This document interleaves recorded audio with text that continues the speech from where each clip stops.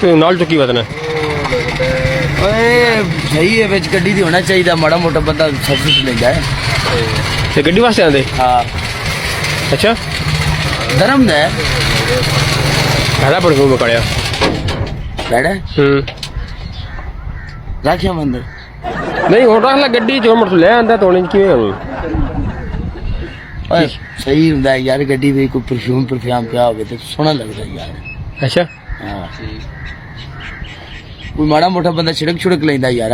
ਅੱਛਾ ਜੀ ਹਾਂ ਠੀਕ ਹੈ ਜਨਾਬ ਤੂੰ ਸਾਰਾ ਘੋੜੀ ਗੜਮਾਚੀ ਖਰਾਬ ਕਰ ਛੱਡਣਾ ਅਗਲੀ ਗੱਲ ਤੇਰਾ ਨਹੀਂ ਚੰਗਾ ਹੁੰਦਾ ਸਾਰਾ ਮੋਸ਼ਨ ਬਣਾਇਆ ਤੂੰ ਹੁਣ ਖਰਾਬ ਕਰ ਦਿੱਤਾ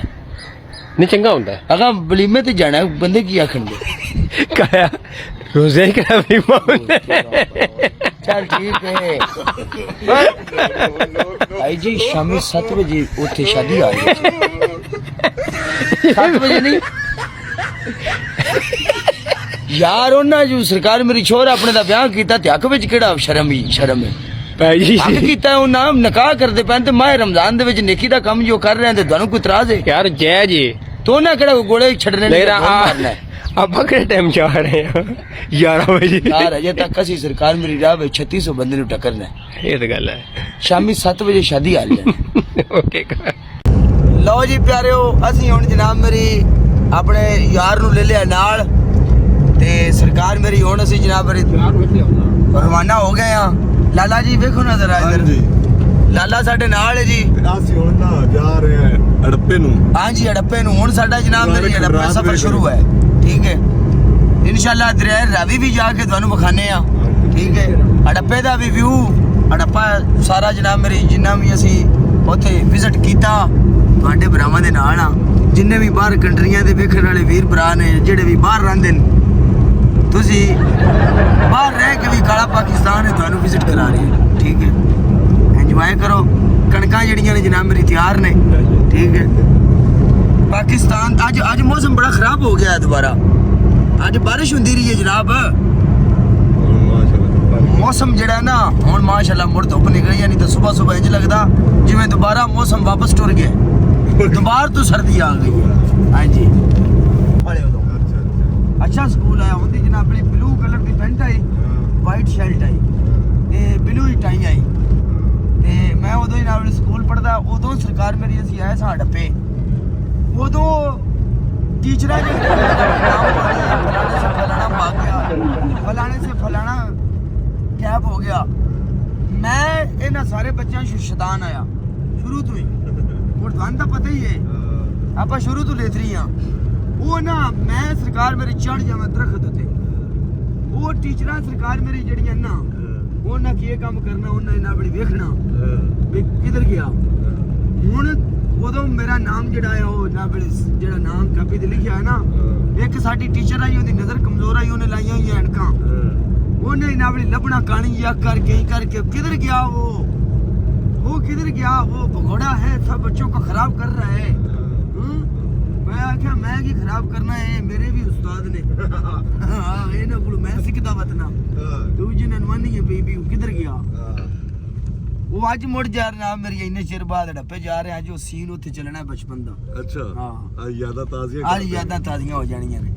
लो जी आ गया साईवाल सरकार मेरी इन्हू की सदे ने टीचर तन्नू केड़ी घड़ी याद आंदी टीचर मेनू याद आंदी एक टीचर हुंदी आई केड़ी ਉਹਨੇ ਕੋਈ ਤਿੰਨ ਚਾਰ ਛੋਟੀਆਂ ਮਾਰੀਆਂ ਹੋਣੀਆਂ ਨਾ ਉਸ ਟੀਚਰ ਦਾ ਨਾਮ ਹੈ ਤੈਨੂੰ ਦੱਸਿਆ ਨਾ ਤੇ ਤੂੰ ਆਖਣਾ ਕੀ ਹੀ ਬਾਤ ਹੈ ਉਹਦਾ ਨਾਮ ਸੀ ਗੁਲਸ਼ਨ ਹਾਏ ਉਹਨੇ ਤੈਨੂੰ ਮਾਰਾ ਆ ਬੜਾ ਮਾਰ ਦਿਆ ਟੇਬਲ ਤੇ ਫੜ ਕੇ ਰੰਗ ਮੇਰਾ ਕਾਲਾ ਆ ਮੈਨੂੰ ਉਹਨੇ ਚਾਟਾ ਮਾਰਨੀਆਂ ਤੇ ਰੰਗ ਮੇਰਾ ਰੱਤਾ ਹੋ ਜਾਣਾ ਮੈਂ ਟੀਚਰ ਉਹ ਯਾਦ ਰਹਿੰਦਾ ਜਿਹੜਾ ਕੁੱਟਦਾ ਹੋਵੇ ਮੈਂ ਵੀ ਉਹਨੂੰ ਇੰਨੀਆਂ ਕੋ ਬਦਦੁਆਵਾਂ ਦਿੱਤੀਆਂ ਨੇ ਉਹਦੀਆਂ ਵੀ 7 ਥਾਵਾਂ ਤੋਂ ਮੰਗਣੀਆਂ ਟੁੱਟੀਆਂ ਨੇ ਪਿਆ ਹੁੰਦਾ ਵੀ